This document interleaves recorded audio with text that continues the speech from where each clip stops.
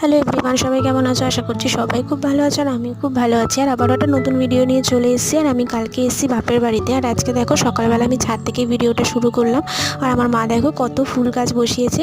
তো তারপরে গাছ টাছগুলো একটু দেখে আসার পর নিচে এসে ব্রেকফাস্টটা করে নিয়েছিলাম। রাজে ব্রেকফাস্টে খেয়েছিলাম ম্যাগি।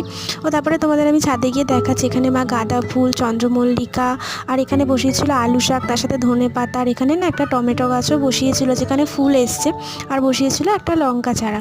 আর আজকে ওয়েদারটাও দেখো খুব সুন্দর, কালকে সারাদিন বৃষ্টির পরে আজকে ভালো রোদ উঠেছে। তারপরে আমি অনেকক্ষণ রোদ্দুরে একটু দাঁড়িয়েছিলাম, আর আজকে না ঠান্ডাও পড়েছে খুব। আর এখানে দেখো আমার দিদির ছেলে আমার সাথে ছাদে এসে, আর তারপরে না গেছিলাম একটু আমাদের পাশের বাড়ি একটা ঠাকুমার সাথে একটু দেখা করতে। আর ওদের বাড়িতে দেখো এরকম কত বদ্রি পাখি রয়েছে, কত অনেকগুলোই রয়েছে। তারপরে চান টান করে আমি আবারও একটু ছাদে এসেছিলাম।